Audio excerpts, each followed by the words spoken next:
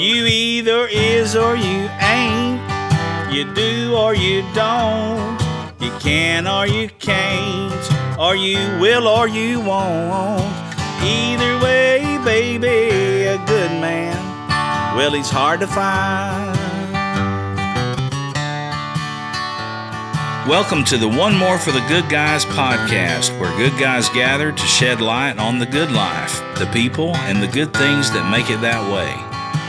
I'm Mike McGill with my co-host, Jamie Akins.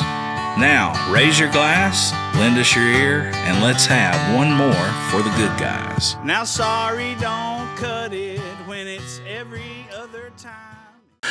Hey, everybody, McGill Billy here. And I'm Jamie. Thanks again for tuning in to One More for the Good Guys.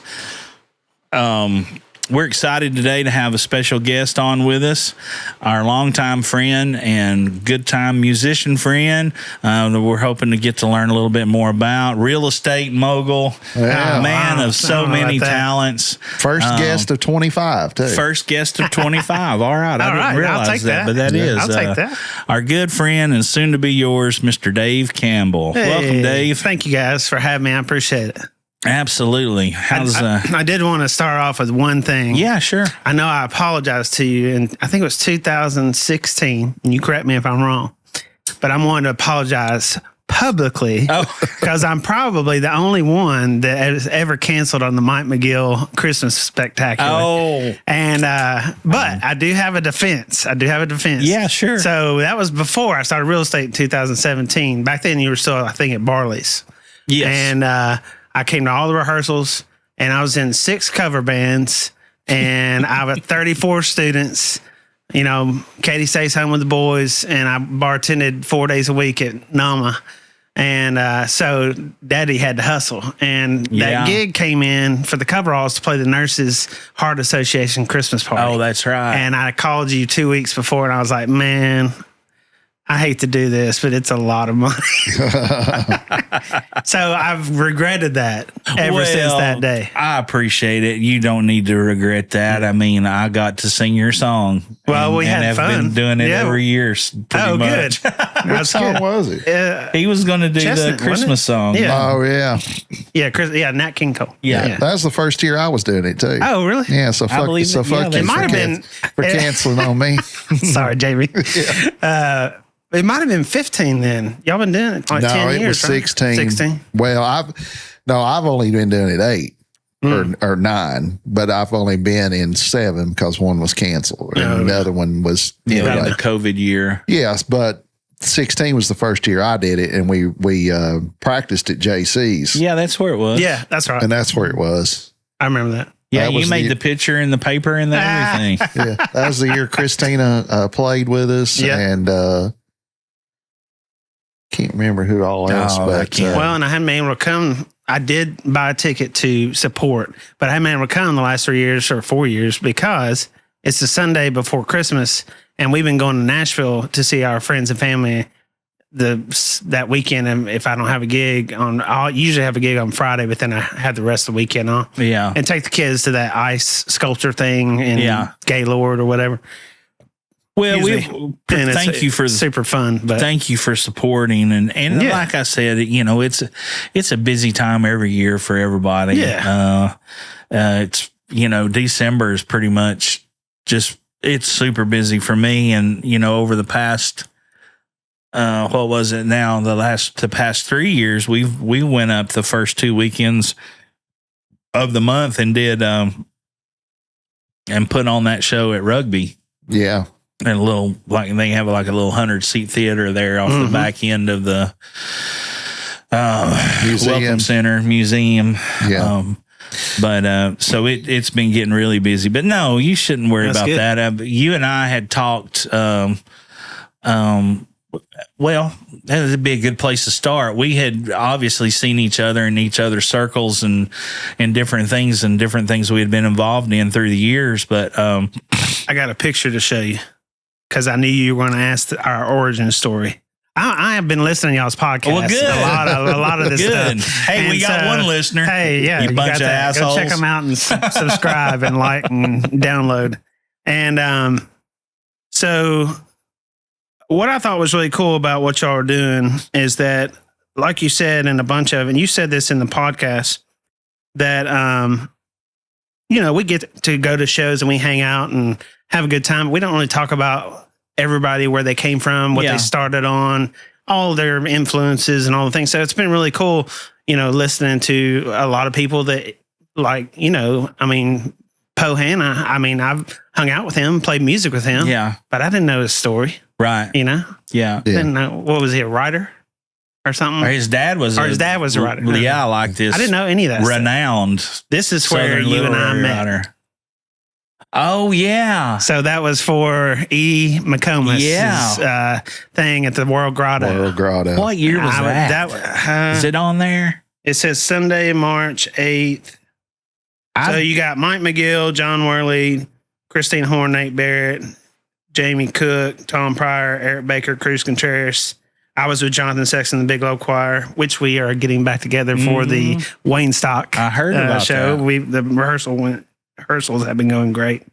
Matt Morlock, R.B. Morris, Hector Kirko. That's everybody in Knoxville.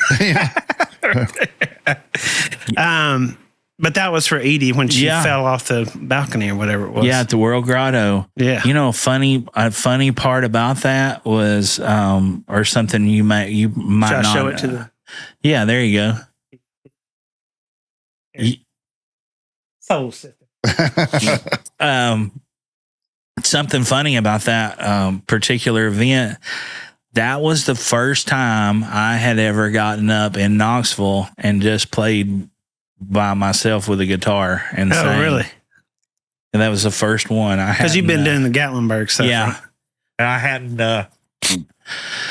I hadn't started the Jimmy's yet or any of that stuff. I want to hear some of those stories. I was a nervous wreck. To a degree, I wasn't nervous that I was.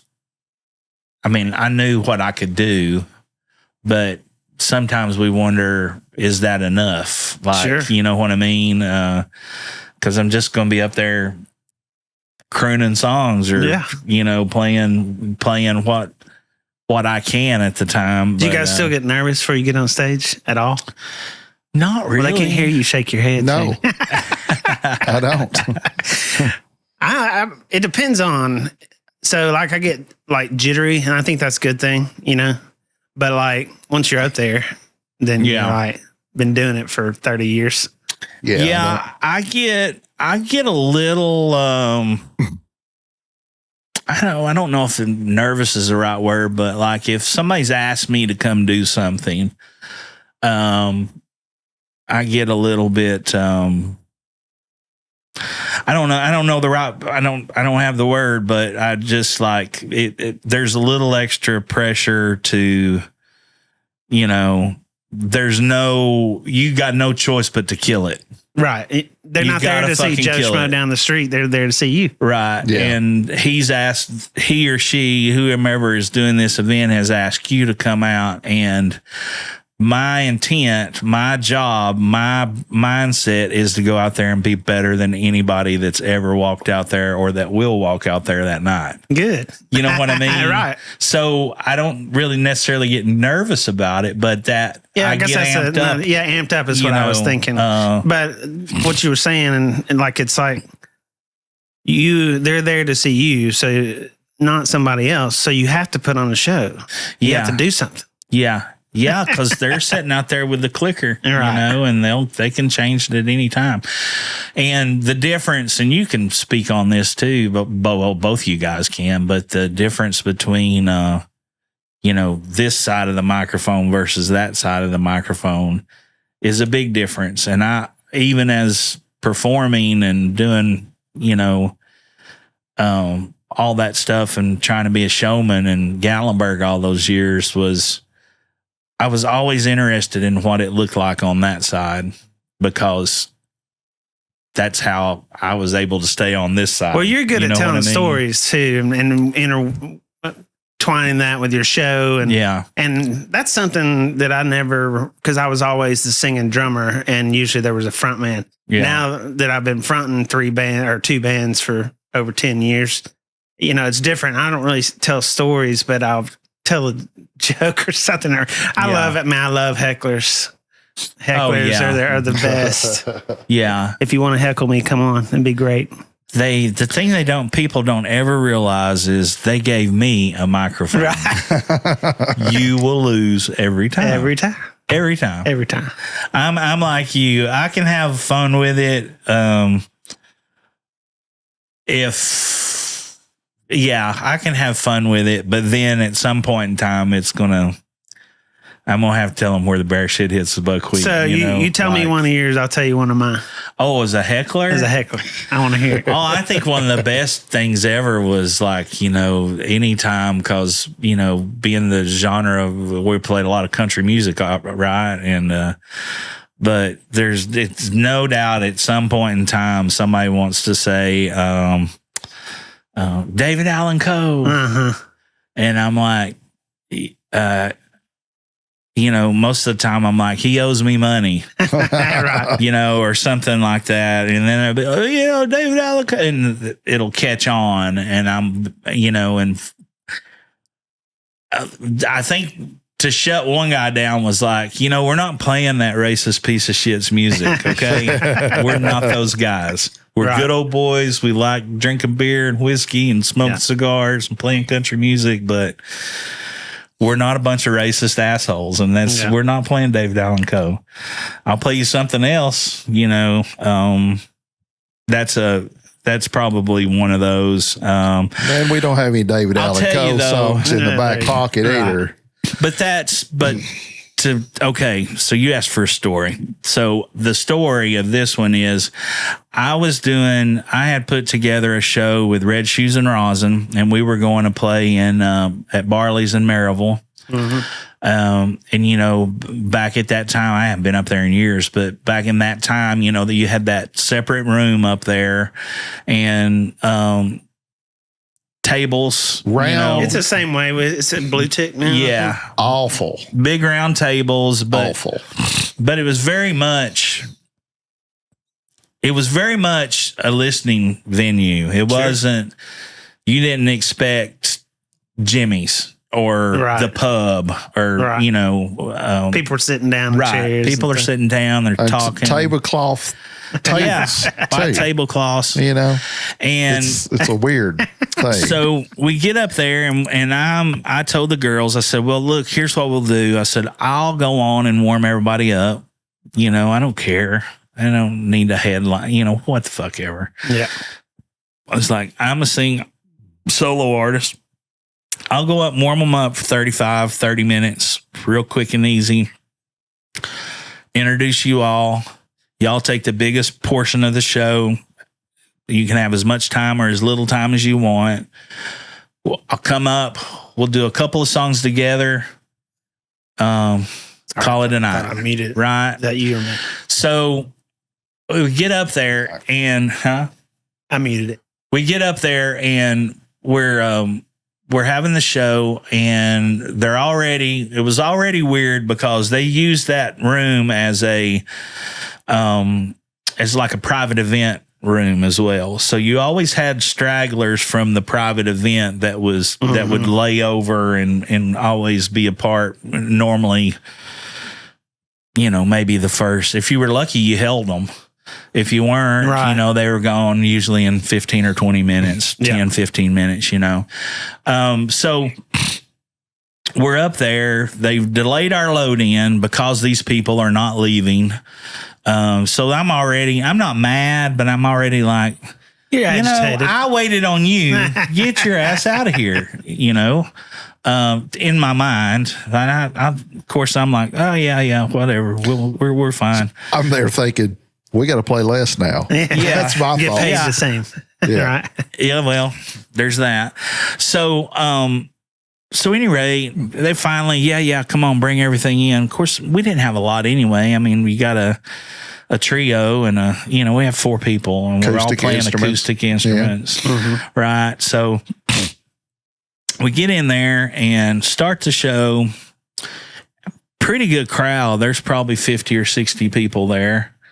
And there's this one table sitting like right over here, you know, maybe 15 feet, 18 feet from the stage. And the louder I got, the louder they got, you know, and I'd turn up, talk over you. Yeah. And I'd turn up and and they'd just get louder. And I mean, they were sitting at a 60-inch round table, you know, they could move closer together. Yeah. It doesn't matter for this story, but they're a hell of a lot bigger than 60-inch tables. They're way big. People. Yeah, too big is what they are. So, but nonetheless, you can scoot closer together, right? This you ain't out at the bar. Be respectful. You're not at the bar. You're in a room that's designed supposedly just for events and for music. And you're not trapped in that room if you want to run your mouth either. You got plenty of other places. Step right out and play pool right there on the other side. So I'm telling a story about a song that I wrote, and I'm getting ready to play this song, and it's a pretty special song to me. It's about my daughter and, you know, struggles and blah, blah, blah. And it's entitled A True Story. So, I mean, it's just, you know, I've got some sentiment. Yeah, you're telling the story before you even play it, and they're sitting there laughing and cutting up. And they just keep on and on and on and on. And finally, I just stopped, and I said, "Pardon me, folks." And, you know, they look at me, and I said, "Can you all hear me okay from where you're sitting?" "Oh yeah, you sound great. We can hear you just fine." I said, "Well, the problem is I can hear you too." And I said, "I don't know if you're aware of this or not." I said, "But everybody in here paid money to come see me, not you. And they came to see me, not only to see me, but they came to hear me.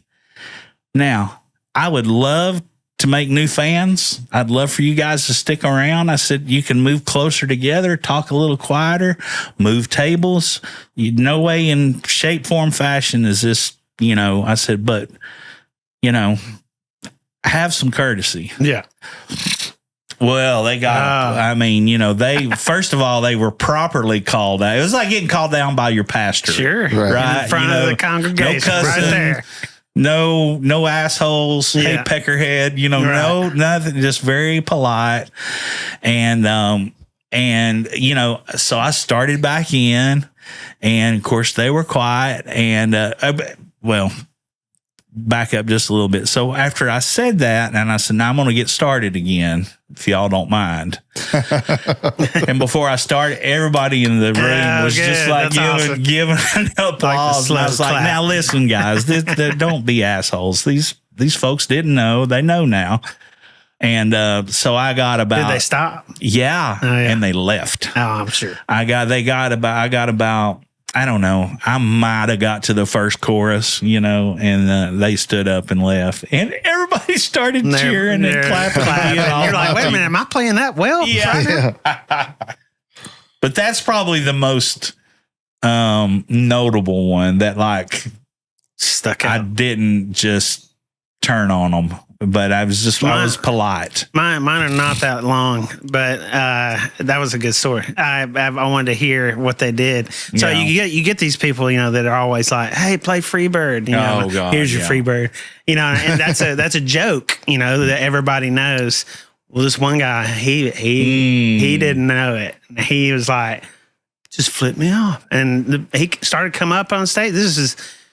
I think it was at both of these were at the Press Pub. That one was with the Coveralls, and came on stage. He started to come up, and so Colquitt grabbed him. Yeah, and they threw him out. I was like, "Don't get on stage, guy." No, he was wasted, you know. So the second one though, I was with the Wild Things. I don't know if you ever saw that band. It's only about 3 or 4 years. It was me. I remember that. I don't think I did. Drums and singing. We wore black and white suits, kind of like the V-Roys. And then it was British Invasion with a lot of heavy Beatles and like a one-offs from, like, you know, the Kinks and different British Invasion, man, of course, Rolling Stones and stuff like that. Boyce and Hart tunes, you know. A lot of fun music, man. And the Turtles and the Zombies, you know. I miss playing those tunes. You hear that, boys? And with Gray Comer on guitar and keys. Yeah. Oh, I did see that. And Nathan Halliburton on guitar and lead. I did see you guys do that. We all sang. Super fun band. So, but, you got to know those tunes. They're from the 50s, 60s, maybe a little bit in the 70s, maybe mostly 60s and 50s. So we're trying to turn on. We had a lot of swing dance people that would come and like, I guess they called it shag back then. But this one woman, she just came up and she, right in between the songs, came right up to Brian's face and was like, play a real song. And we just played like, oh my God, My Life by the Beatles or something, drunk ass, or like a rockin' like punk song that you think or you hear it, and then you go back and listen to it. I could pull up the song list, but I can't. Well, there's familiarity to them. Yeah, but they're not common. Yeah, they're not on the top 100. It's not like when we play Lola and everybody's like, I went to, and everybody knows that song. So she says this, and she's so close that you can hear her over the microphone. And I was like, we just played 30 minutes into a 4-hour set. Did you not hear anything that you wanted to hear? And she's like, I don't know any of these songs. And she wasn't young, but she wasn't old. She's probably younger than us. And so we went and we played another one. She did it again. Brian goes, here, lady. And he took out $5 and handed it to her and said, we don't need you here. And just paid her and was like, here, if you don't, we don't need you. Yeah, she left. Good. Yeah, she was gone. Best $5 ever spent right there. And then we had a great show afterwards, I ran into a little bit of that every once in a while, like down at a place like Jimmy's, to where it was your neighborhood cash bar. 18 TVs, who's this fat hairy guy over there in the corner playing?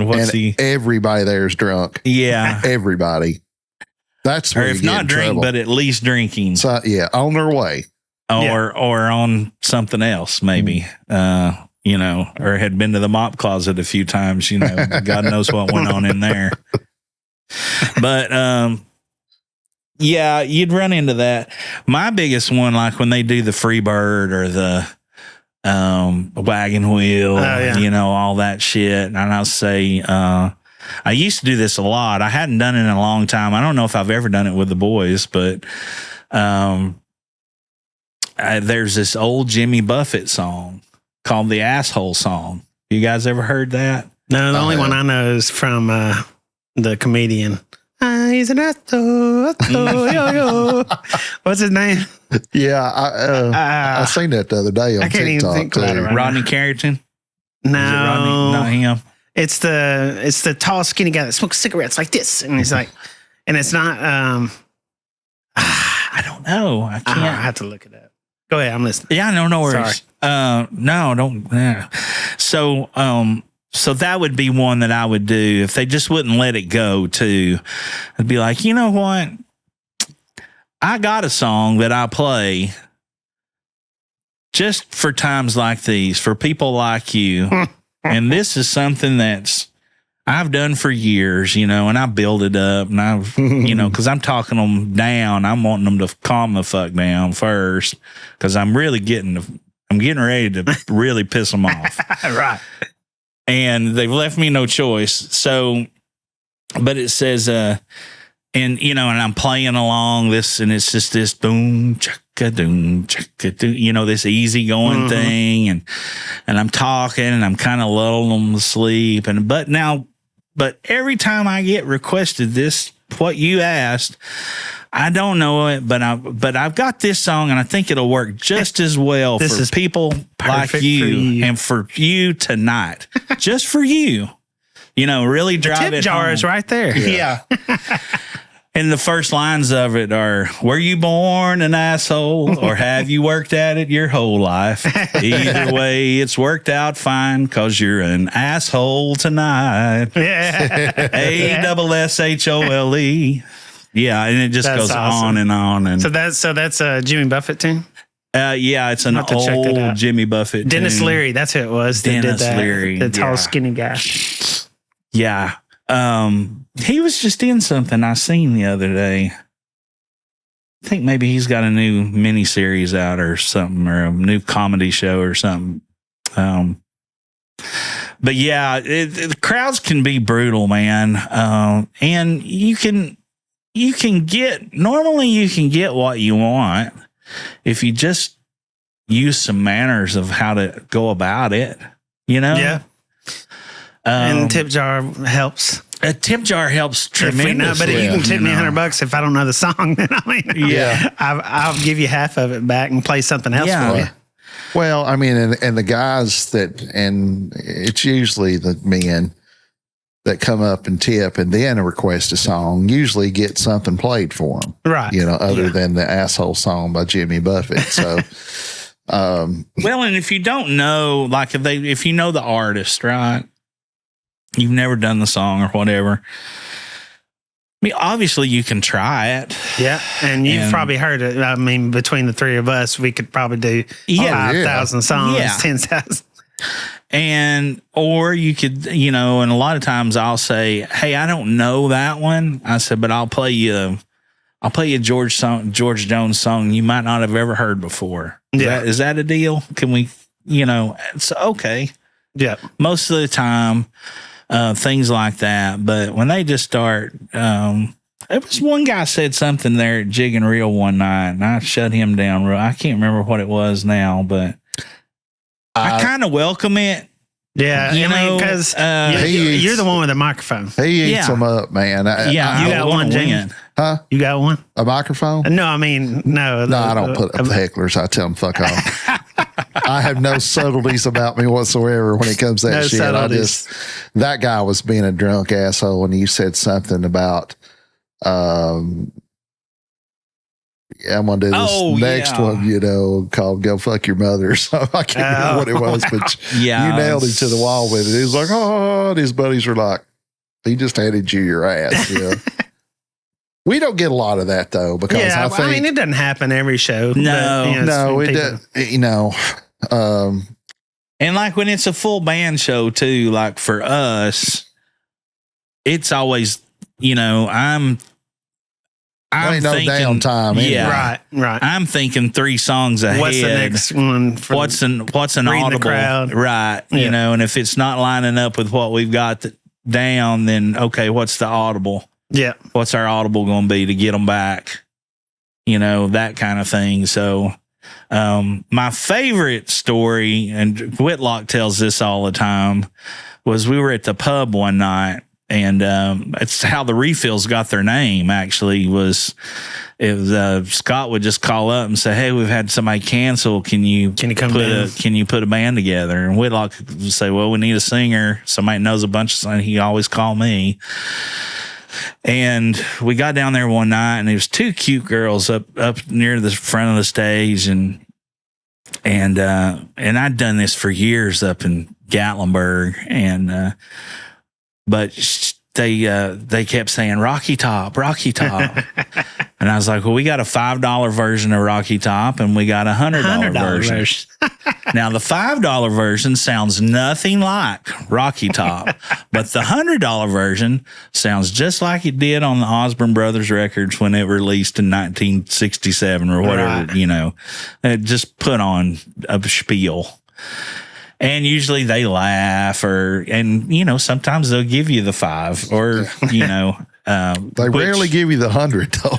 Which that what if they give you in between? Yeah, you know, like a 20. Well, glad you asked. So this little girl pulls out $10 and puts it on each one of them pulled out a 5, you know, $10, and you know, we played anything but Rocky Top, name a country song from back in the day. And we played that, and they both were just like, that wasn't Rocky Top. And I explained to them again. I was like, you're going to play it next, right? And I'm like, no, sweetheart, we have a $10 version and $100 or whatever. And she went to get her money. And put her hand in your tip jar? She just laid it on the stage. Okay. And she went to get the money back, and I just put my boot on it. and just like slid it back to me like that and bent over and picked it up and put it straight in my pocket. Did they leave? They look like a UFO. Just it's probably deer in the headlights. I don't know. Whitlock tells it better, but that's awesome. Yeah. Where'd you grow up, Dave? So I'm from Jackson, Tennessee. That's grew what I up thought. on the farm. My dad and his 3 brothers had 5 farms, and we grew up actually 4 miles from the farm. But I've lived in Knoxville longer than I lived in Jackson. So, I mean, I still call Jackson home, but this is where I cut my teeth and then met everybody and was able to go on the road for 20 years and do all the things.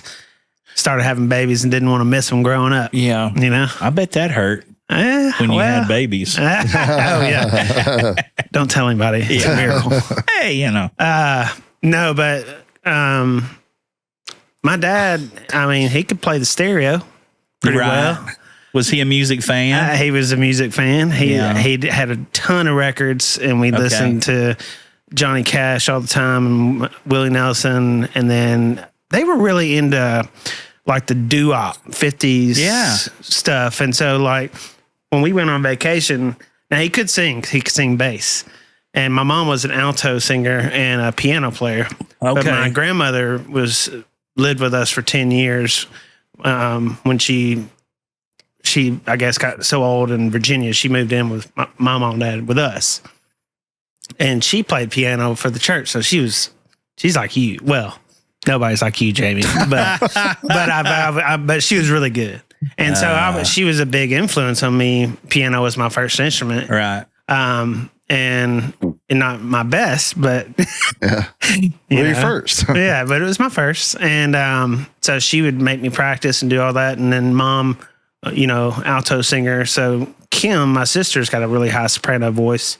And so I'd sing lead. It's like, Daddy sing bass, Mom sing tenor. Yeah. And we would just sing songs, doo-wop songs when we go on vacation. Okay. Oh, and that's basically and then choir in church. And, I didn't really play an instrument in church. It was more just choir. Yeah. And then I started drums in 7th grade at junior high. Okay. Yeah. In band? Band. So did you ever sing like in a chorus or choir or anything like that? Yeah, but just church, not in school. Just in church, not school. Yeah. So your formal training really came from like the band. UT. Yeah. Yeah. So like the band and all that came, we marched there, and then I got a marching scholarship and marched for the Pride of the Southland for 3 years. Yeah. What years was that? Ain't nothing like being on the field at Neyland Stadium, 108,000 people. I was 4th base drum. I could only hear the drum in front of me and the drum behind me and look at the drum major and be like, I got it. Yeah. But man, was that under Dr. Julian? No, so it was Sparks. Okay. And it was but Dr. Julian was there for our first year. So 94, 95, 96. Okay. All right. Well, those were pretty good years. Football wise. Yeah, for sure. Yeah. So we had Peyton Manning. Sure. Yeah. So he came and directed the band and everything. It was great. Yeah. That's pretty cool. It was. And we met him. He's so cool. Yeah. Man. He's such a nice guy. And, but then of course, I switched over to jazz because I was going to go up here and be a vet and go back to the farm. And I got the music bug. And I also got up to physics too and biochemistry too. And I called mom and said, they're offering a jazz scholarship and I'm going to go audition. If I get it, I'm switching to music, studio music and jazz because I'm going to fail one of these classes. Or both. I got a C in physics too, but the curve, you couldn't understand the teacher. So the curve was so low and the biochemistry it was too much. So I was just like, I'm not going to be a vet anymore. I'm going to play music, go tour, play rock music, be in a bunch of emo bands, and then have a good time, whatever. And got the jazz scholarship, and then they went to the national championship in 98. And I was like, oh my goodness. I could have marched for one more year. And I was like, you couldn't do both. I couldn't do, I mean, you probably could. Yeah. I don't know. But it just wasn't. Yeah. I mean, by then I was 4 years into school. And so for me to switch, I only took 12 hours and worked full time. And I had a little job. Oh, I hated that job. It was the one in the food court before they changed it over to like Chick-fil-A and everything, where you had to serve people food. At the mall? No, at the dorms and stuff, like the first year before you can move off campus. Right. God, that was the worst job I ever had. I hated that job. And what made it so bad? Well, because I want to know. Well, okay, I'll tell you. I want you to relive and go back to the mire. Okay, all right. Of your history. You're in podcast this thing. People want to know.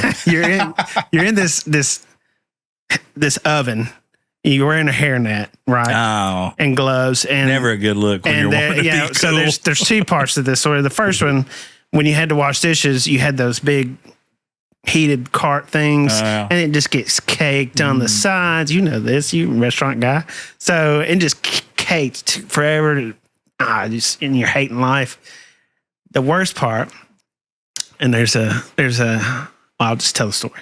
So one of my old flames from middle school, junior high. Once I joined the band, she quit talking to me because she was a cheerleader. Not going to say her name. And, but you know who you are. I know who you are. And we're friends now. I mean, yeah, whatever. bitch. So she walks up and she's like, "Hey, Dave," and I'm making omelets. I'm like, "Hey, what would you like in your omelet?" And I'm probably beet red. And I didn't have the band at that time, or any of my bands. I didn't start my first band until I met Joe and Kat. Joe was marching mellophone and he was a guitar player. So that would have been, he's 1 year younger than me, I think. So that would have been Joe McElmore on guitar from the Coveralls. So we put together Mars Hill was my first band. I guess I was 19. What was the name? Mars Hill. Okay. It turned into Sub Blue Collar, which turned into Dixie Dirt. And then Sub Blue Collar did a reunion about 10 years ago, something like that. Okay. We recorded with Scott Monier. I love that guy. I squirrel in my stories. Sorry about that. So anyways, make the blah, blah, blah. Same thing happens a few times. And then, she's doing the sorority thing. I don't join a frat. I just do the music thing. And then all of a sudden I have this band. And I'm walking to class one day and she sees me and she goes, "Hey, Dave, I heard about your band playing at the Battle of the Bands the other day, blah, blah, blah." And I was like, "Yeah, you should come." And I told her when it was. Of course, she didn't show up. And then I had another band that was a little just different music. I think the Uptown Bogarts was like horn and funk band. Played every Wednesday night at Hannah's on the Strip and different places. She came in and she really liked that band. And she was like trying to be my friend. I was like, "Why are you talking to me now?" And so I don't drummer. know. Yeah, because you're the drummer. Yeah, right. I didn't really give her the time of day, but I don't know. I didn't have a point of telling you that, but made that job was the part of the. I can see that. I was just like, "Oh no, here she comes," and I'm in my hairnet and got a blue apron on, gloves. What can I put in your omelet? Yeah, bitch. I had a few things I could have. So growing up, had a lot of musical influence. What church did you go to? Assembly of God. So we're Pentecostal. Okay. Everything but handling snakes. Okay. Basically. Yeah. No, I mean, all of it. I got you. Yeah. So we had all the instruments. Yeah. Which was good. Tambourines. Lots of tambourines. And an acoustic guitar, old Jet in the corner. But a lot of piano. Were you guys singing out of like the old church hymnal? There wasn't any new the Red Book Christian music. Yes. Yeah. And so I know all those hymns and stuff that we used to sing. I love by them. heart. They're great. Them. And it was cool because the people that could sing in the congregation were like, you could hear, if you had the ear, you could hear them singing alto 2 seats over, some dude singing bass. So I'm sure that had an effect on me, you know? Yeah. But and then all the call and response, because those old hymns were full of stuff where it's a roundabout. Yeah, where they're like, they had the amen corner. Yeah. Can I get one of those? Amen. I used to hide the tambourines. Every time when I was a worship leader, which was for years, we'd go in. I'd be like, hide every tambourine in this place. I don't want to see a single. Listen, they'd throw off the rhythm for some. I just told them, I said, listen, if unless you're a professional tambourinist or a 300-pound black woman, you're not playing tambourine. Right. You have no rhythm. No rhythm. None. And we used to have a guy that and you will be on 2 and 4. We used to have a guy and he'd hold it down here and he'd just tap it out of time. Rhythm. Oh, that's the worst. I took it from him.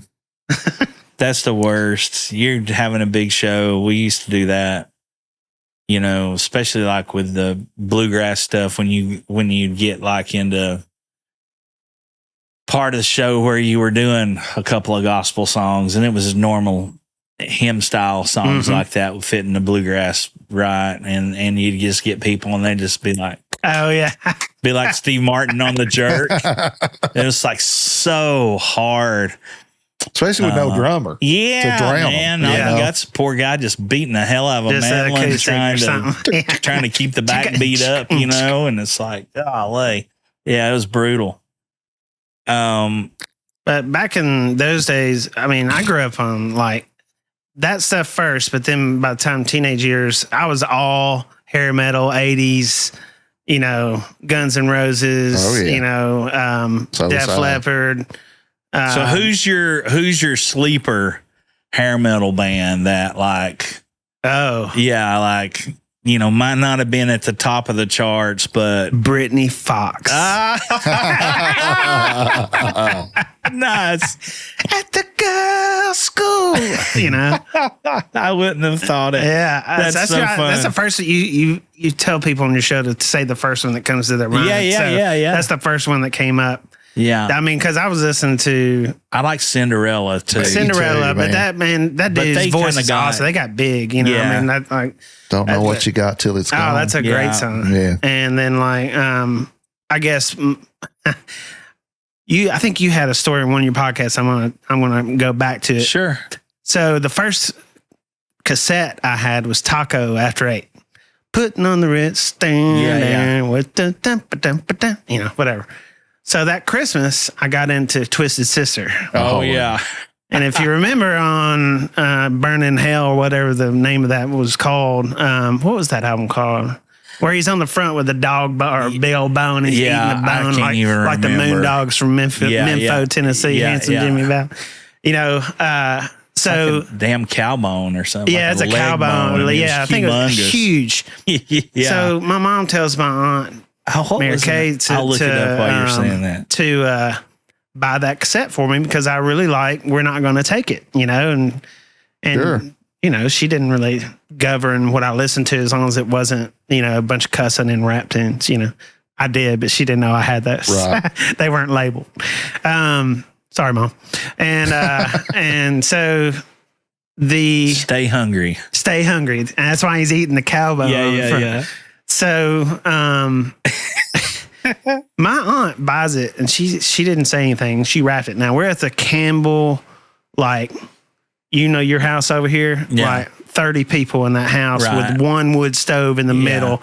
There's Christmas trees over. You have to, you know, everybody smoking Winston Reds. Yeah. I mean, you know. God, boy, those are the days. I loved it. You know, I mean, when you look back on it, because you got tinsel on the tree that you threw out there and it gets everywhere and it's probably full of lead. Doorway, right. Yeah. And just like, you know, paneling walls, whatever. Everybody just, you know, this good old farmhouse when it was called the homestead. Well, the thing about it was the center. It was like center of your universe. Everybody came there every Sunday. Yeah. Every Sunday after church. Grandma's fried chicken, you can't beat it. I grew up like that too. Yeah, that was the best. I wish I could play the piano at church and come home and cook. Too, man, I know, right? Yeah. We'll let you live with us. Come on down. So, we would go down there and, so back to Twisted Sister. So she wraps this and I open it and I'm like, yes. And my Aunt Mary Kay says, Ann, that's my mom's name. Have you listened to that music? And she's like, no. And she goes, let me see it. she turns it over and it's Dee Snider with eating a big cow bone, you know. Absolutely not. Ugliest man on the planet. She's like, and he's probably got makeup on. Oh, sure. So absolutely. She's like, nope, take it back. And I was like, man. So I burned it off the radio. But I could only get 2 songs, you know, just the hits. I couldn't get like the other ones off of that. That was a big deal back in the day. I mean, especially being a poor country kid, you know, it was like, I'll make my own tape. That's what we did. We had cassette tapes, and you had to wait until your favorite song came on. Like Phil Collins, Feel It in the Air Tonight, you know, like that was one of my big ones. You know, but you'd start to record early. Yes. Our next song. And you're like, oh, hell, you get stopped. Like, I've heard that shit. You know? Oh, yeah, that was a big deal. Those Memorex tapes that had the yellow and the blue in them. Yeah. I still got a ton of that stuff. Oh man, if you were lucky enough to get like a Maxell or a TDK or something, TDK, you know, you're just like, whoa, it's the chrome one. Listen to this one, man. Yeah. Listen to this. It sounds even much better. It's all tape, real to real. My Uncle Hastings, who I'm named after, David Hastings Campbell, he could pick up any instrument and play, and so I think that's a lot of that came from him. Yeah. Now I can't pick up anything and play, but if I mess around with it a little bit, I can, you know, I mean, once you've done it long enough, it's on there. Begin to see the patterns. And, so he would come down and we would have a good old time. He lived in Nebraska. And so we would play that. And then everybody's mom played piano. So, but they knew different songs. Whose favorite song was this and that. And my dad's was On Blueberry Hill. Oh, yeah. You know, Fats Domino. And so. Love Fats, man.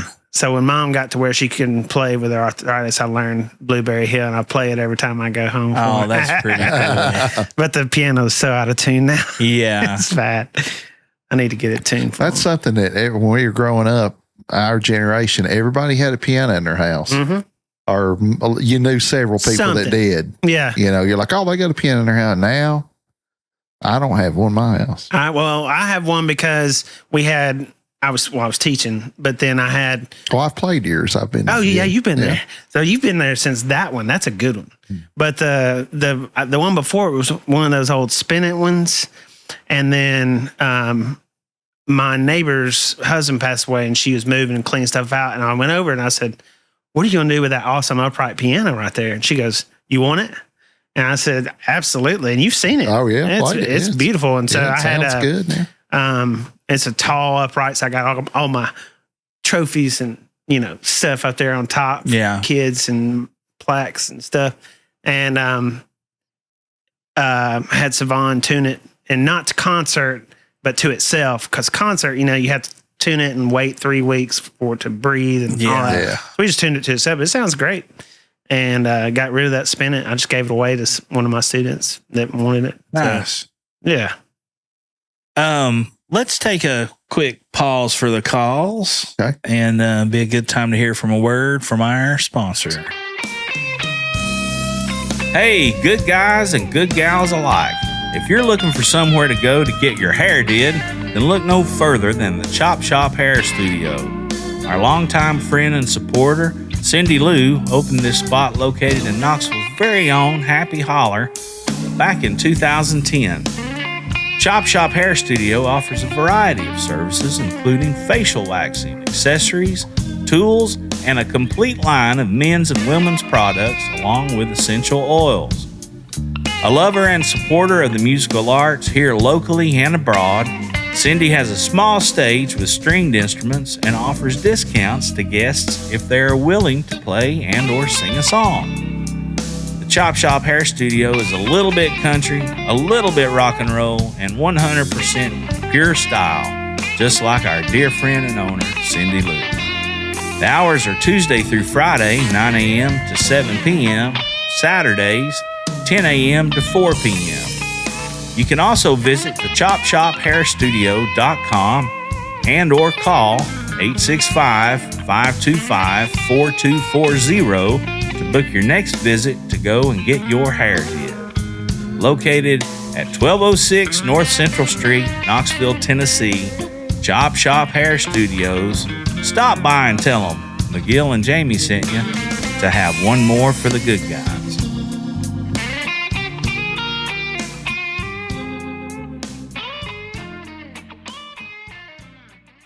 Yeah, he had the story about the Twisted Sister, but there was something else. I'll think of it in a minute. Yeah, my thing with Twisted Sister was I had won a T-shirt at the fair, and I was afraid. Was it Airbrush? No, it was that album cover. Oh, okay. So it was D. It was holding the bone. And I knew if my parents seen it, I don't know if I knew they would. They were going to get some comments. Something's going to happen. Yeah. You're just not going to walk through with that on going to school one morning. Under another shirt. Maybe. Yeah, that's what I did. I wore another shirt over top of it. So when we caught the bus right up here, so when I'd get up there, I'd take it off, and I'd have my rock and roll T-shirt, But we were talking about influences and listening and stuff. So it was a wide gamut. Everything from classical to, when I tell you this, when I got to college, I'd never really listened to the 70s because I was so into the 80s in high school and then doo-wop in the 60s with my parents. So when I started listening to Zeppelin, that chain and Black Sabbath and that chain and Jimi Hendrix and that I did a 180. Right. Of course, then I followed the Dead for 3 summers. Oh, did you really? that might have had something to do with it. But that's hilarious. That's great. Yeah. I liked the Dead, okay. But I guess I never could get lost in it enough to go with it. Does that make sense? Like to just let it, there always had to be structure. And and there was structure to that, to a lot of those songs in their way. But I never. You're like, can you change the song now? Yeah. I was always later. Like 3 minutes, 18 seconds in, I'm thinking, track 2. Don't bore us. Get to the chorus, Right. But coming from that world of really popular radio, you were a product of the time. Oh man, I first heard "Beat It" on the radio. Oh yeah, and that guitar solo, I didn't know that was Eddie Van Halen. Played it one take too. One take. Yep. And I was like, man, so I can see it right now. My dad had this old muscle car, which his was a Torino. Oh yeah. Love the Torinos. That was not my favorite. My favorite was my cousin's. He's passed away last year of cancer. And so this is to you, Matt. Your car, which is a 72 Chevelle, is my favorite muscle car. And I've got a picture of my favorite one that I almost, Katie, we were there, man. And this guy, there was 4 kids. So it was like 15, 20 years ago. It was in Gatlinburg. And my cousin's was black, and it was the fastest I'd ever been in a car, like down South 17th in Humboldt doing 120. And fastest I've ever been was 144 on a crotch rocket. Oh. And it scared me to death. Were you on the back? I was on the back. Get the fuck. Oh my God. And it was this crazy guy that his uncle. And we hit, when we were going, not that fast, but when we slowed down, we hit one of those railroad painted signs, and the back end went like this. And I was like, I need to get off this. Yeah. My mom was a nurse for 25 years and vice president for 30. So she had seen the worst. She was like, don't you ever get on a motorcycle. So what I do? Got on a motorcycle. Yeah. Sorry, Mom. Of course. No, my mom would never let me have one. And all these kids around here, had dirt bikes and stuff. And so I had a buddy of mine, Jimmy Pilot, who I'd went over, and he had this, he had a little dirt bike and had like I guess, I don't know if it was a moped or if it was close to, it was something, but little Suzuki thing. And first time I got on it, I mean, I went over the handlebars. You break something?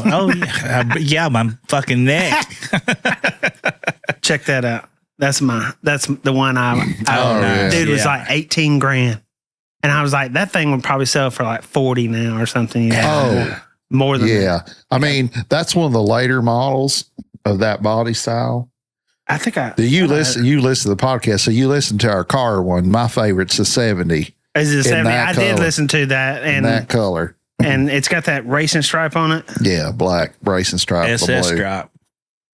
So the closest I ever got to a muscle car was I had a 1990 Mustang 25th anniversary white with Flowmasters. Oh yeah, 5.0. Yeah, in the floor. And I bet you were playing with it. There's nothing sounded like one of those. All right, so you played Ice Baby until it fucking. You got that right. And Tone Loc. I had a system in that mug, and then some Too Short. Too Short. Hey, now I know all those songs. Oh yeah, me too. I don't want to hurt nobody's feelings on here. Sir Mix-a-Lot. Yeah. Slick Rick. Wait. Slick. God. Now, I can do the whole Slick Rick. Lottie-dottie.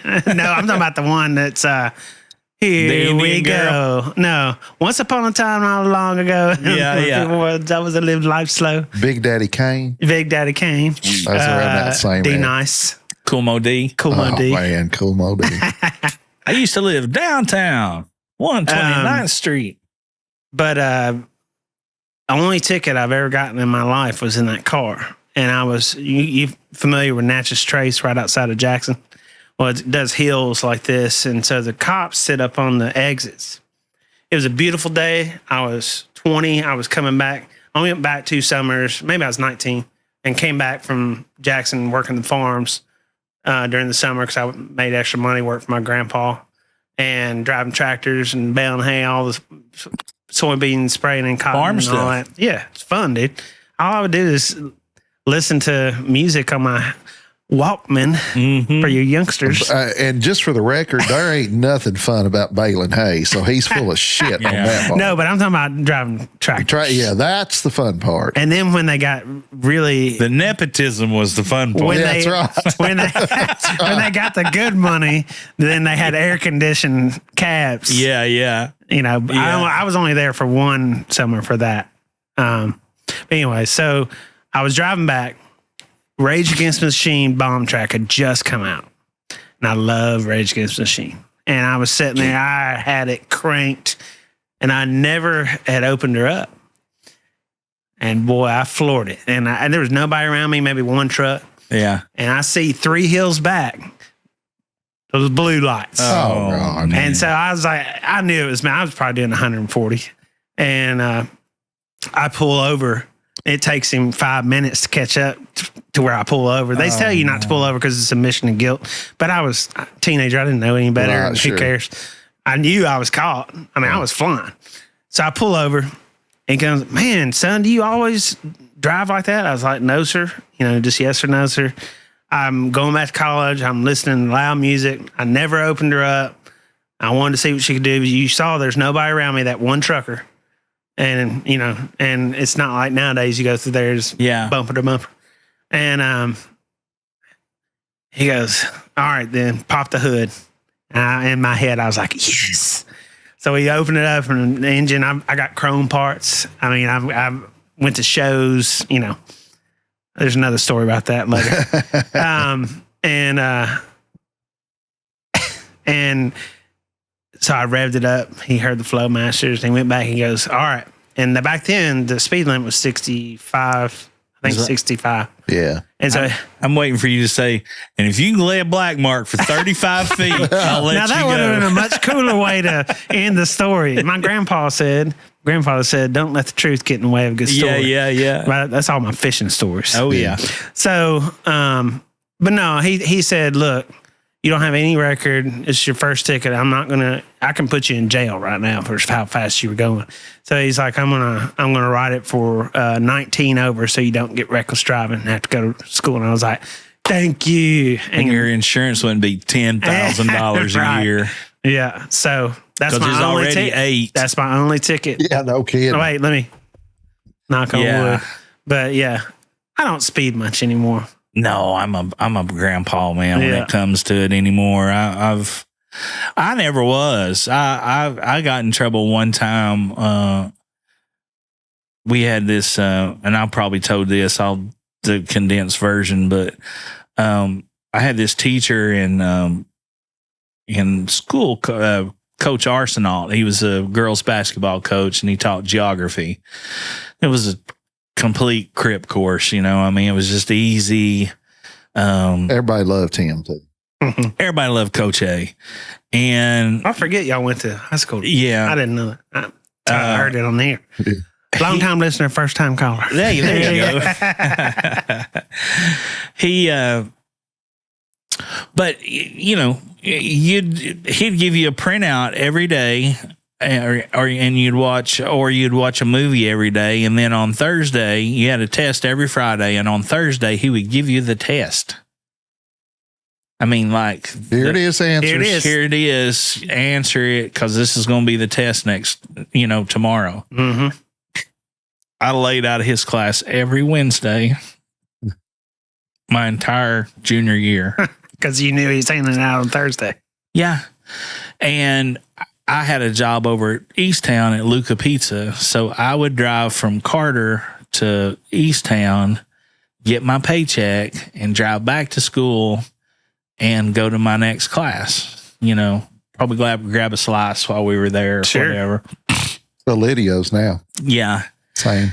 And so I was leaving, and I did not have a cool car. I had a 79 Ford Fiesta that had 12-inch tires on it. 12-inch tires. 12-inch wheels, rather. No, I never had I had a couple of cool cars, but never in like school. But at any rate, and my buddy, Darren Russell, was, he had like a Nova, and Nova. You know, that's why it didn't sell in Mexico. No really? Go. No go. That's right. Really? Nova. What about that? So, random shit in my head. Trivia questions. Yeah, there you go. So we were coming back, and I said, he's like, how fast have you ever had this thing? And I was like, I've had it over 100, just pulling it out of my ass. But there's no way even. And I'm like, I'm trying to get everything I can out of it. And man, there's the state trooper. On Asheville Highway? No, on 640. Oh, man. So just pretty much I just got on and just hammered it. Right there on the right, I bet. Oh, yeah. Yeah. And, the Asheville or the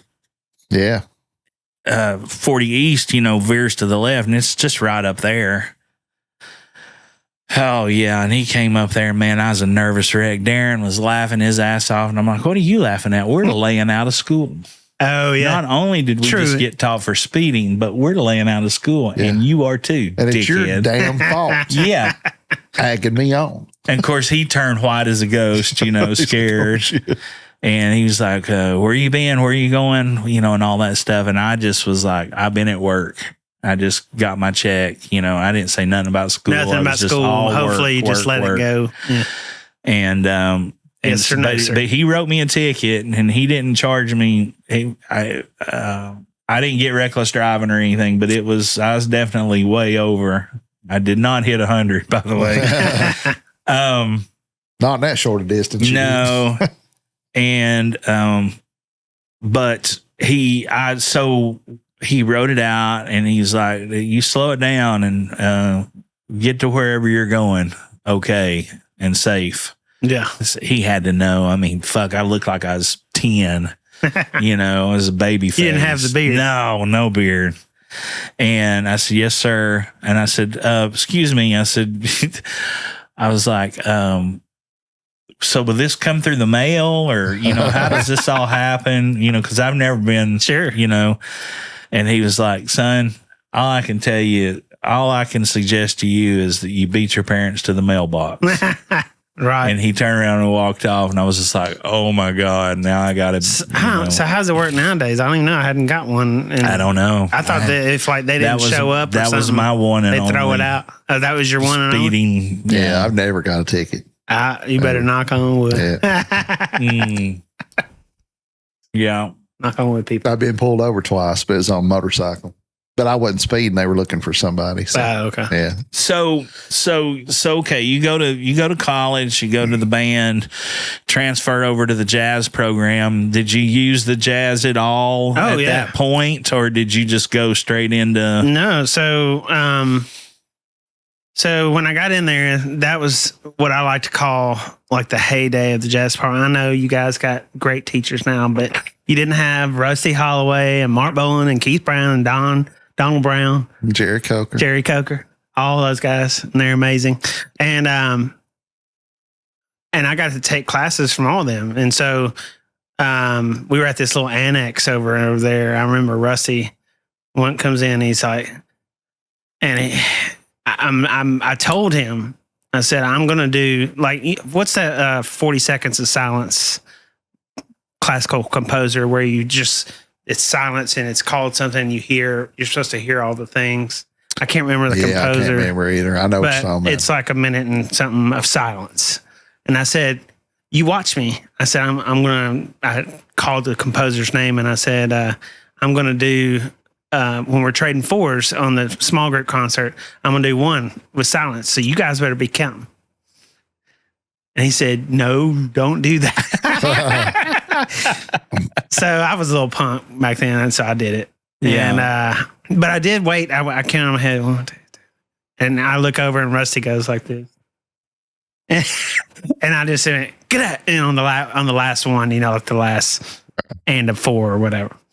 But he's a tough teacher, man. And man, I love those guys. Like they're so just good at what they do, and I mean, you can tell just when you. I mean, look at Cosmo and look at what's Keith Brown's son's name. He's a drummer. Thaddeus. Yeah. And they're just, man, they're great musicians and great teachers. And my mentor, if everybody asks, it'd be Keith Brown. Yeah. So, and so you asked if I used it. So we had this 7-horn, all the 7-piece horn band, all the horns from the jazz department called the Uptown Bogarts. And we opened for Ziggy Marley when Sundown the City was at downtown Market Square. Yeah. And Vince DeLogan on bass, me, Chris Canada on guitar, Jameson Sevitz on trumpet, Daniel Lancaster on saxophone. We had different key players. There was Emil Harris, and then I was trying to think. I don't know if Jason Day ever played in that band. Maybe he sat in sometimes, but anyways, it was a good way to cut our teeth. Yeah. And we did jazz tunes like funk songs. So like we would do a funky version of all blues and then come in and then go right to, Sissy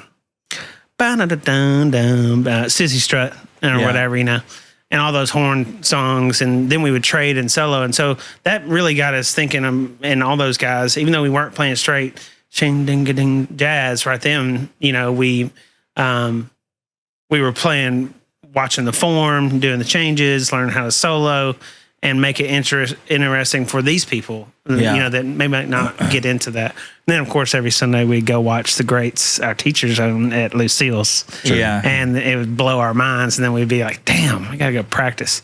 But my most fun part, and I have it recorded, is playing in the big band.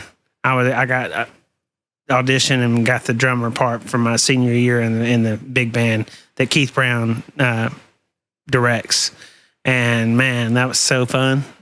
I never played anything like that again. Now I had a small group, and we had jazz trios and quartets that would do weddings and stuff, and then the coveralls ultimately learned jazz because we played so many weddings.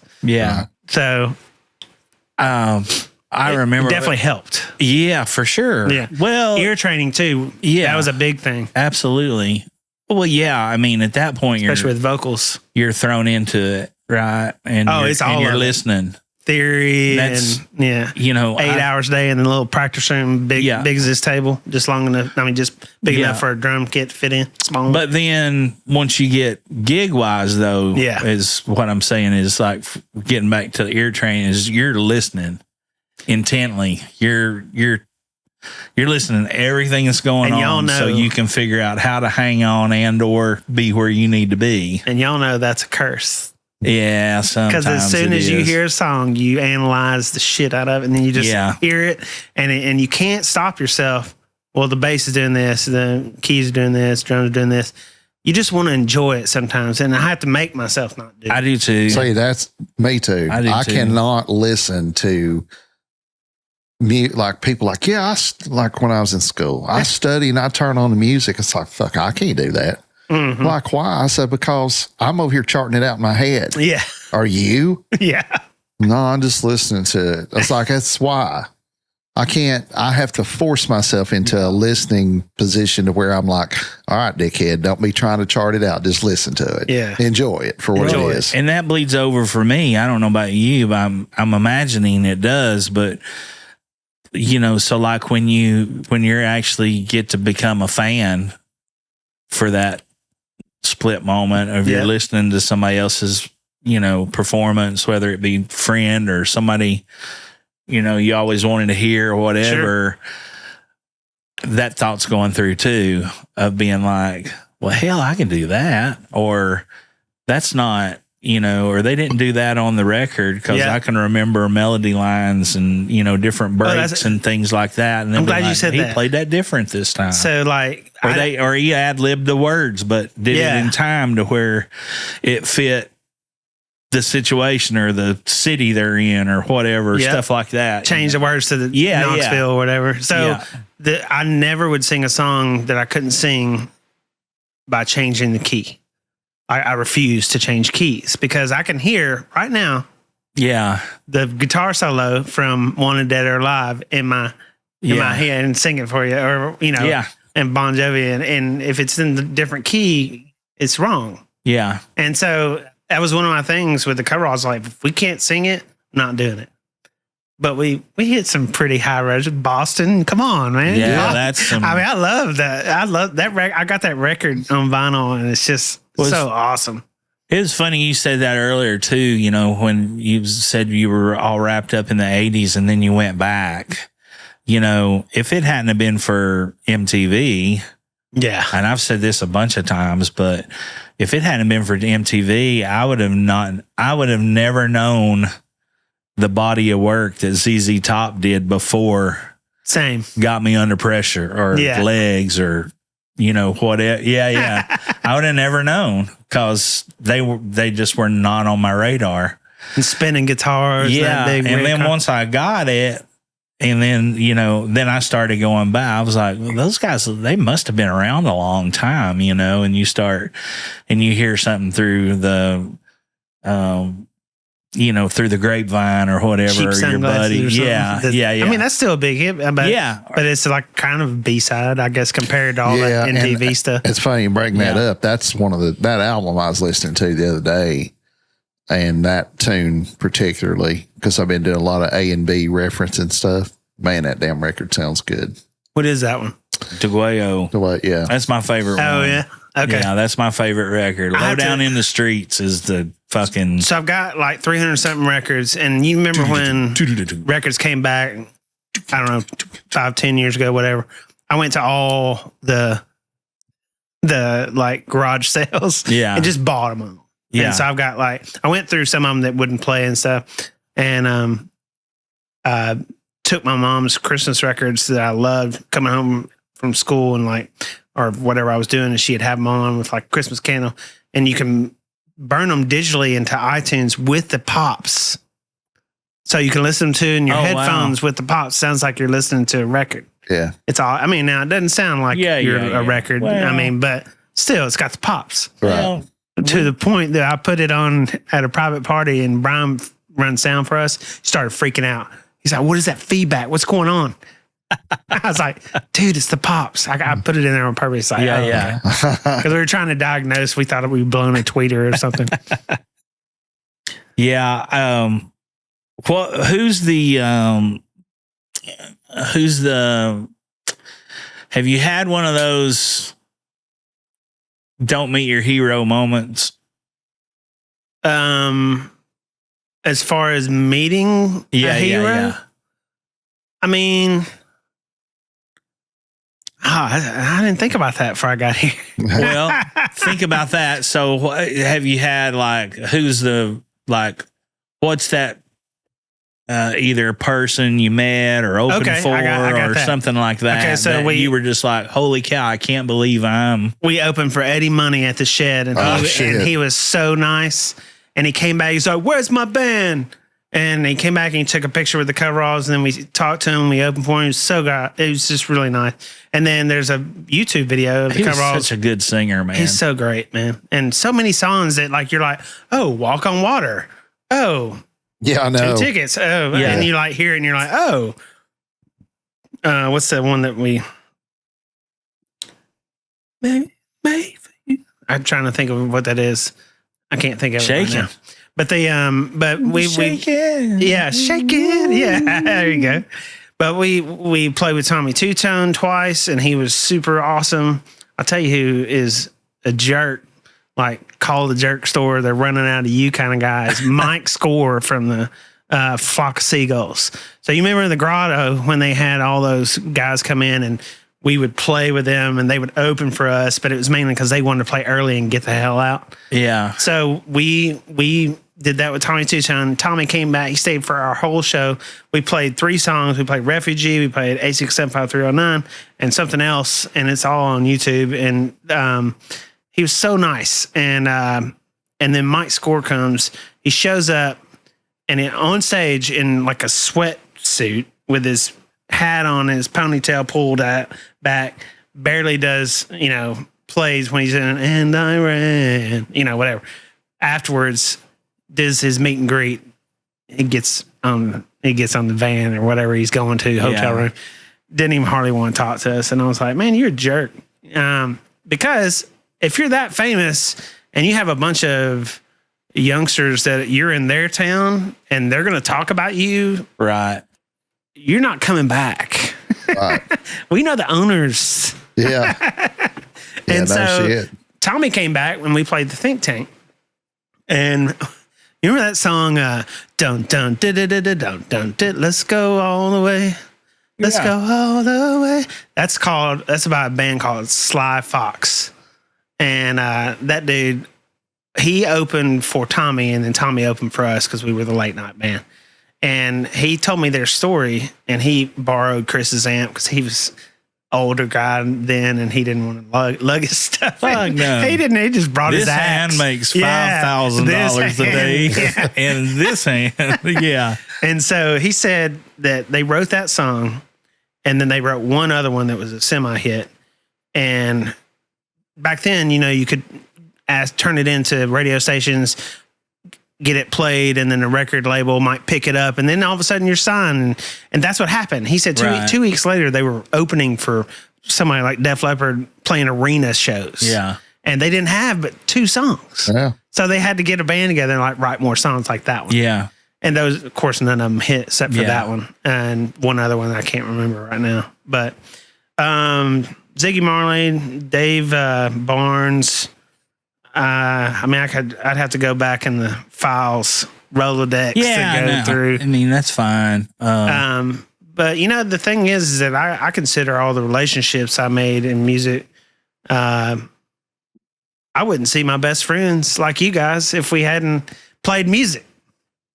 Like, Brian, Joe, we all got kids and running around. Yeah. I wouldn't see them if we weren't playing music. And I mean, I probably would, but not as often. Sure.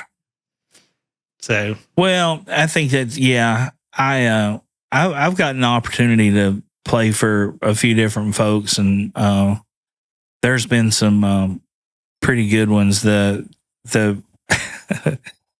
think and he wasn't necessarily an asshole, but he was just, I knew who he was, what he was before, you know, and it was always Jimmy Martin. Oh, yeah. Yeah. And I mean, when they said he's the king, he's the fucking king. He's the king. Man. And it ain't because he's the king of cool. It's because he'd chop your head off and put it on a spike out there if need be. But again, you know, like where he came from, you know, Sneedville, Tennessee in the 30s to, you know, or 40s to go to Nashville and play with Mr. Bill Monroe. I was there the other day, and it's still, I was like, it's like 1955 still, don't it? Yeah. But I met him one time, and I was in Louisville, Kentucky at the IBMA Music Awards, and we're standing in line, and he's behind me. And I'm just like, holy shit, Jimmy fucking Martin's behind me, man. He's got on red cowboy hat, white patent leather boots, black pants, nudie, you know, with the rhinestones, the tips on the cock, turquoise rings, you know, decked out. And that hat sitting about like that, you know, where it's all that taco, and it's a taco. Yeah. You know, the cowboy hat, and it's like, whoosh.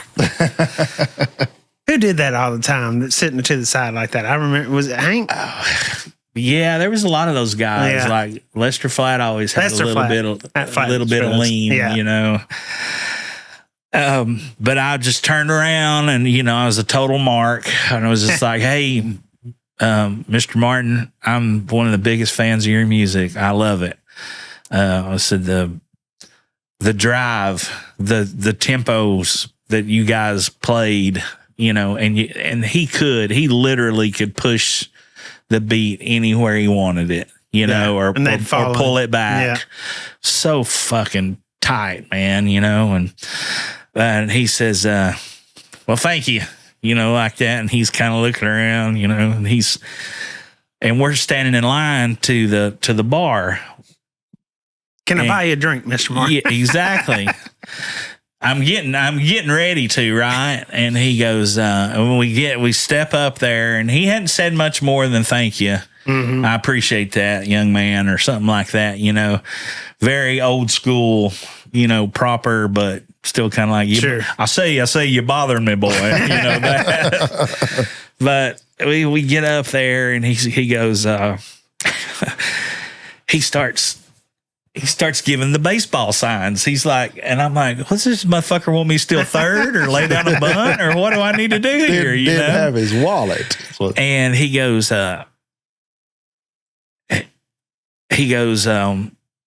Marty Stewart, give me his jacket. You know, now he's wanting to talk. Yeah. And I'm thinking, okay, here we go. Here it comes. He goes, yeah, Marty Stewart, give me his jacket. I said, that's a damn nice jacket. And that was it. You know, I was playing his game now, because I was like, no, we're ping ponging now, old man. Here we go. And but anyway, I must have left my wallet in my other jacket, you know, after a few more whatevers. And I said, I got you covered. Don't worry about it. And he says, well, thank you, young man. I appreciate that. Thank you, you know. And I mean, still at this time, no cell phone cameras, sure. You know, no, I should have got him autograph on a cocktail napkin. How appropriate would that have been, you know, but nothing. And I'm just laughing my ass off to myself. We get up there, and he goes, give me a double red 7. And the bartender's just like, huh? I know what that is. Yeah, no. Double red 7. So it's Johnny Red and 7? It's just a double shot of Seagram 7. Oh, no. Yeah, double. red 7. Just the cheapest. Yeah. And I'm just like, oh, man. Like, I'd buy you a Jim Beam or a Maker's Mark or something, you know. But at any rate, the guy gives him a thing and slides it to him. And he's like, I've seen goddamn thimbles hold more than that shit. I said a double. And the bartender was just like, and he pushed it back, and the bartender just pushed it back to him like, yeah, if I don't know who you are, right. Taco with face, you and your fancy schmancy. But at any rate, I bought Jimmy Martin a drink, and that was, but he was complete. he turned Jimmy Martin totally on that bartender, and I'm just like, holy cow. What is it with Seagram 7 and Old? No, I don't like that. I guess that's just all they had. I don't know. 7 and 7. Yeah. That's VO. Oh, God. Ooh. Black Velvet. Oh, fucking hell. No. Can't do it. But did you ever think like, did you have one of those that, I mean, sound like you did. Well, I'm trying to really think how to ask that question, but like you knew you were going to do this. Yeah. Yeah. So when we were putting together the bands, Subblue Collar went in the 90s. And don't get me wrong, I love a lot of 90s music. I play a lot of it in the coveralls, I just think I was born in the wrong era. Yeah. But, it's all good. It's all good. After that, it was like that band broke up and we started the coveralls. And then I started going to Nashville, playing with, I got to meet Steve Cropper and Kathy Mattea and Cropper, man. Paul Lime. And do y'all know who that is?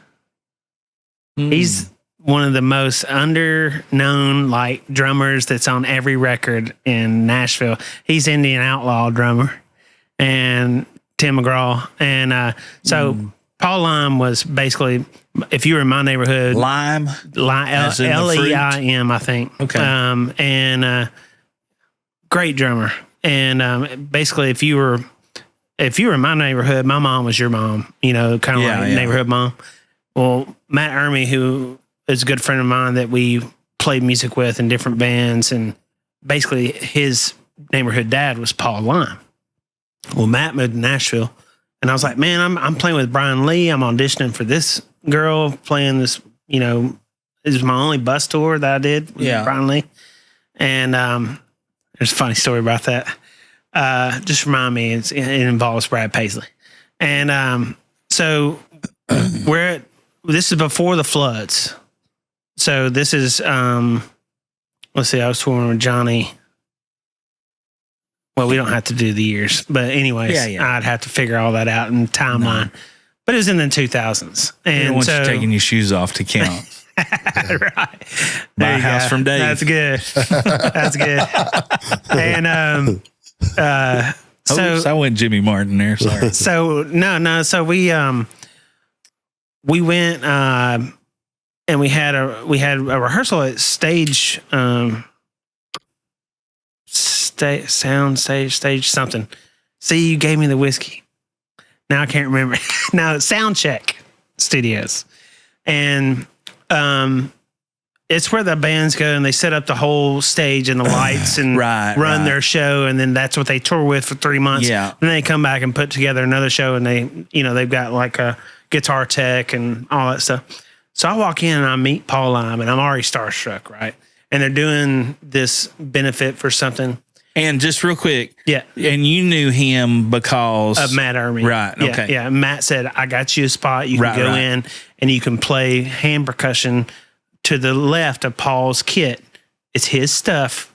Only touch what he tells you can touch." Right. And I said, "Okay, I can do that. I'm young. Yeah, I'm in my 20s." And we get to sound check, and I'm freaking out in my head because it's like, it's all these big people, and it's like this big deal, and I get to watch the rehearsal and be a part of it. And Paul's like, "Hey, Dave, nice to meet you." He's super nice, and we're friends on Facebook. And I messaged him happy birthday on his birthday, and he's retired now, but we talk all the time, or we did back in the day. And then Steve Cropper walks in, and I see him, and I'm like, "Is that Steve Cropper?" And he's like, "That's Steve Cropper." And I'm like, "Oh man." And so I don't really, And Vince Gill walks in, Kathy Mattea walks in, and I didn't get to meet those. I did kind of meet Steve Cropper. I was just kind of standing beside Paul. I didn't really open my mouth much, right? But I got to do all that, and then I auditioned for Brian Lee's band, and we toured with him for one tour.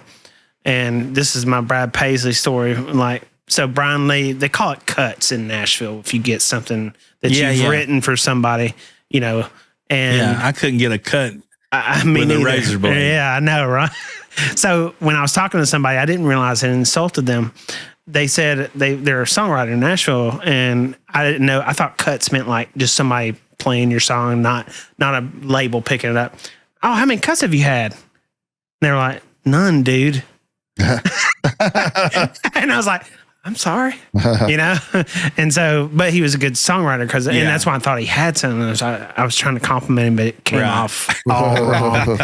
Sensitive subject there. Yeah. So I was there, and at one point I was going to move there, and I had this tipping point, and I was like, okay, am I going to be away from my wife in Nashville, or am I going to be away from my wife touring in Knoxville, and I can still keep cover bands with my best friends? Maybe we will have babies. Maybe we won't. Maybe they'll have babies. Maybe they won't. And they'll see them. And it was right in that moment where I had to talk to her and make a decision. Hey, I'm either going to go audition for this bus tour or I'm staying here. And I stayed here and still toured all the time for 20 years. Right. And then I came off. This is a true story.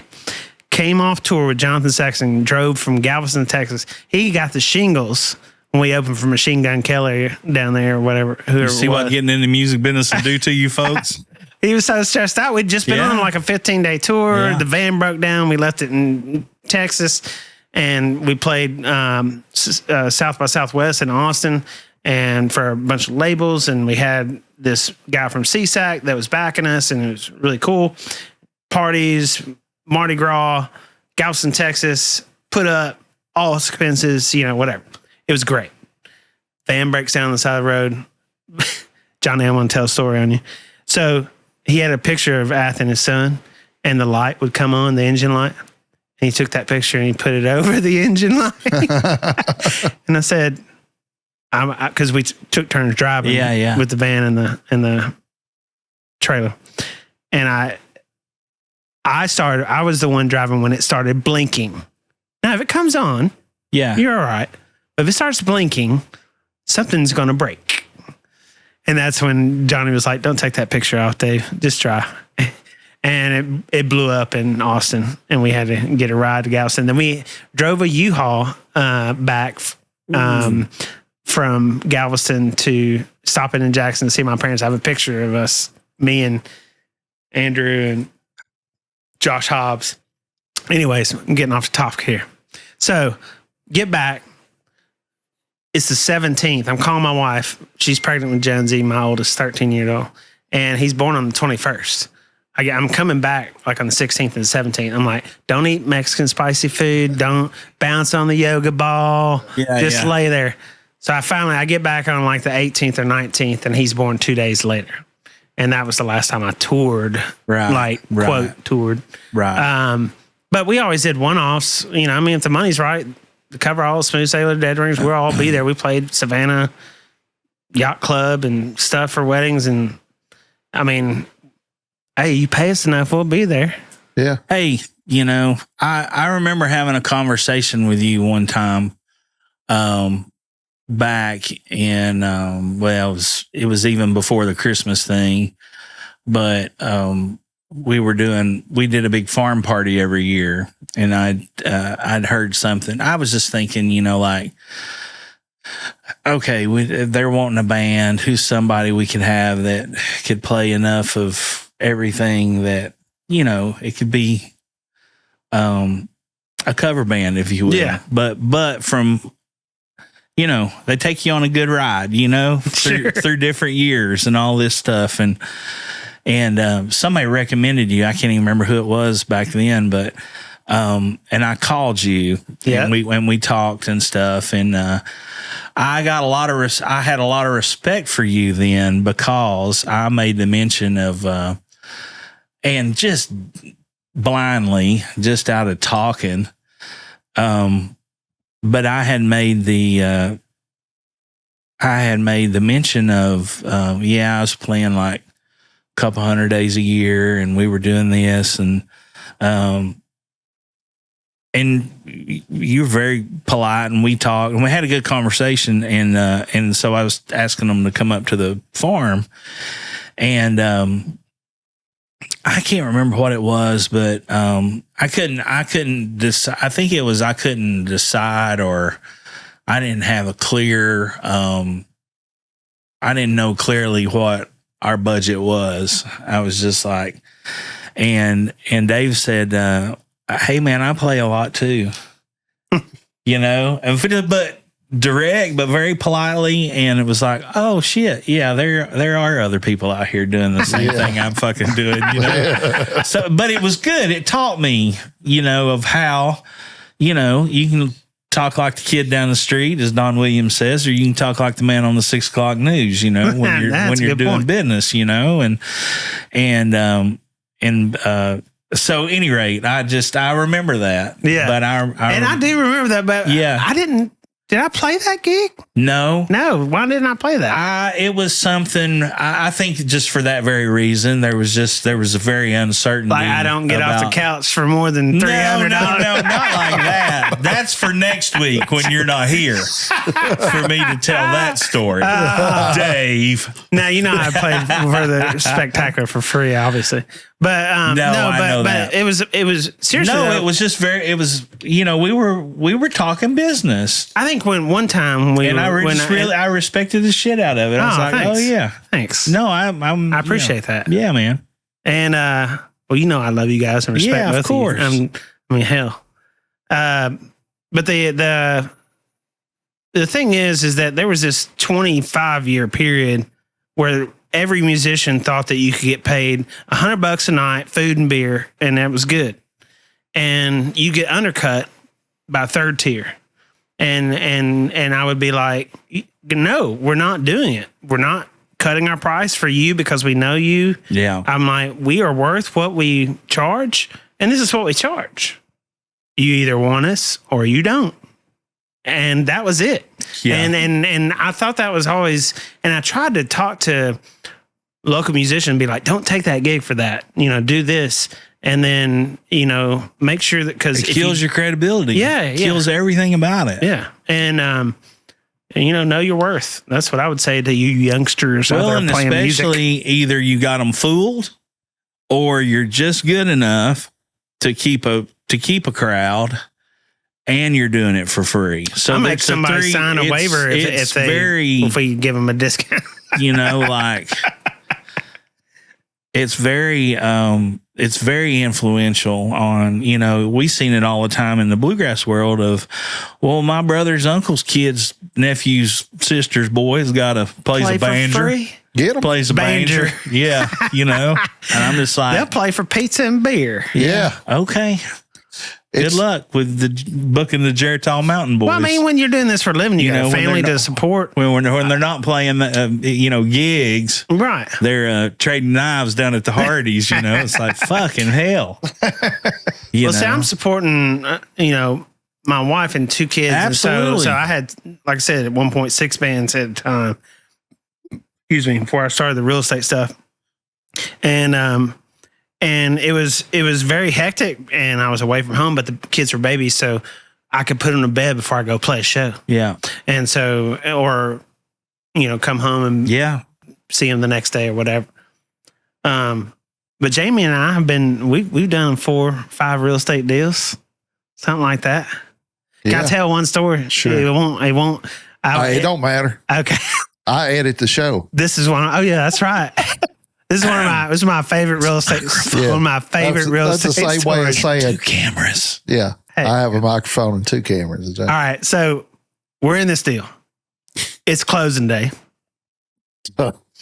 And I know this. I go to the house, and there's a language barrier there with the other agent or whatever. And finally come out that they want the black $15 Target curtains downstairs that blacked out the room. And I called Jamie. Jamie's working his butt off at the truck and stuff. And I'm like, hey, man, I'm sorry. They really want those curtains that cost $15 from Target. And he's like, damn, Dave, they're buried in the storage room. And I was like, I know. I got lucky. They were not buried. They were close in. So that was lucky. Good. So... he doesn't know what's going on in between all that till he gets there, because I didn't want to rile him up before he got there. So I'm there talking, doing the final walkthrough, and in the PSA, that's purchase and sale agreement, it says normal wear and tear to be expected, for your final walkthrough. Such as if you have sun that comes in on a wall and you have a nice piece of art and you take it off, there might be a square there on that wall where it was hanging up. Yeah. And to add to the story, to the stuff that Jamie does real good with. Ridiculously well. Ridiculous. Well, don't tell one part, because I've got one part. I'm not, but I want to set it up because this is right during COVID. Yeah. Oh, yeah. And we had already signed and closed the day before. Yeah. We're done with paperwork. My end. Because we had to go separate. Yeah. Because of COVID. Yeah. So we've signed on the Thursday. This is Friday.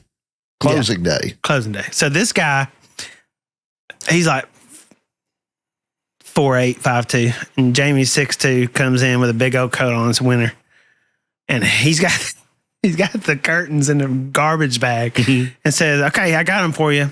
And he's like, "I need the whole house repainted." And I was like, "That's not happening." I pulled his agent to the side. I was like, "He can't say that." And so they start talking. In Chinese. I wasn't going to say that.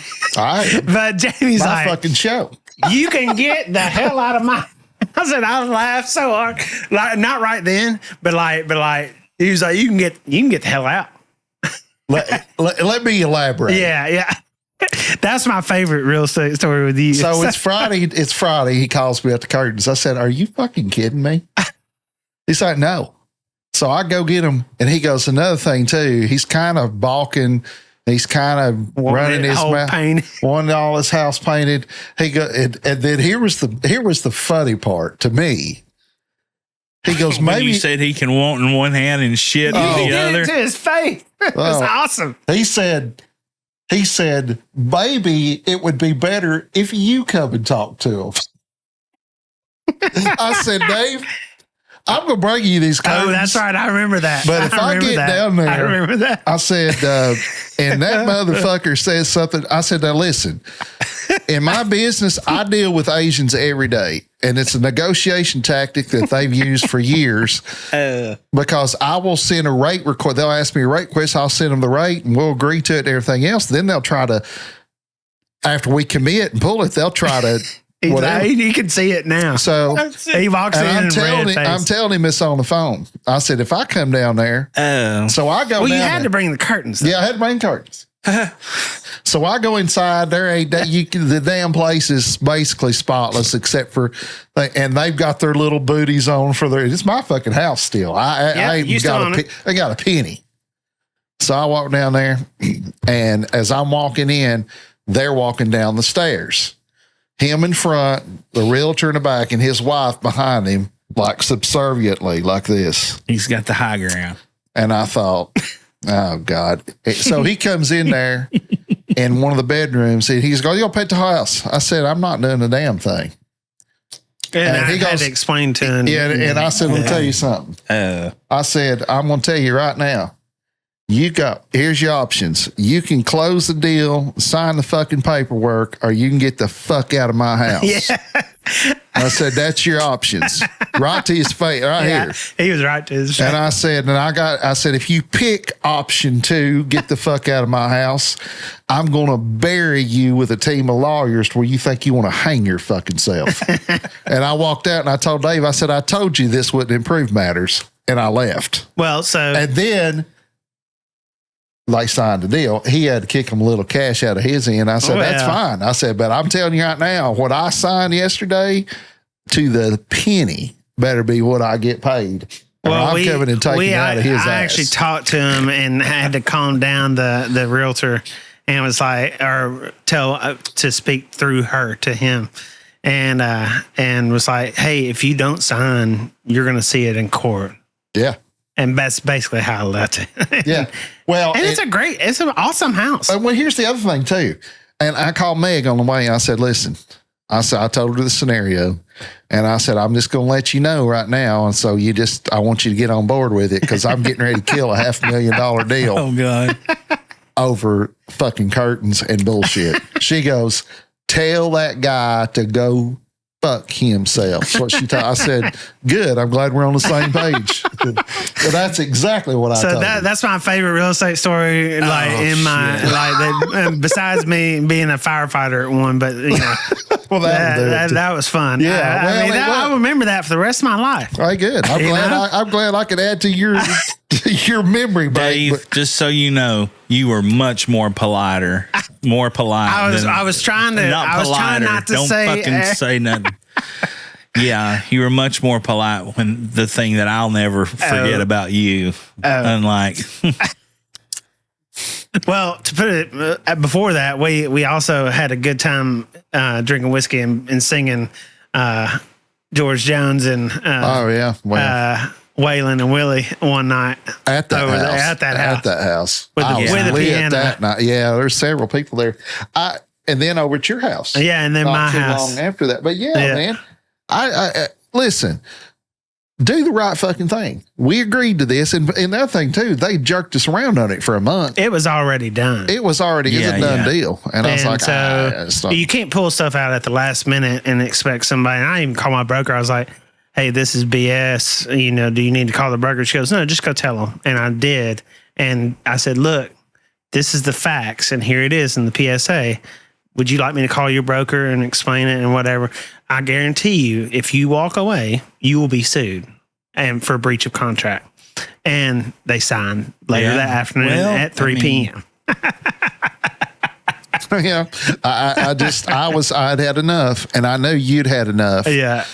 I've been there for 4 hours. Yeah, I've been there for 4 hours dealing with that shit, and but that's what he was. What got all over? It's all good. I love you. What it got all over me is when he was walking down those stairs, like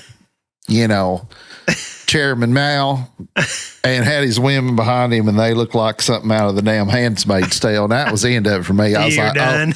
My switch is already flipped, but now it's time to turn the hat around because I'm getting ready to go. You remember that movie Over the Top? Oh, Over the Top, where he took his hat around and does his hand a little bit. Let me put a bow on this. This was long before Jamie had met anybody from the Blom shop. So be a good time for our sponsors. Hey, everybody. Did you enjoy our guest episode? We enjoyed it too. We enjoyed it so much that there's going to be a part 2. So stay tuned and you can catch it all at One More for the Good Guys.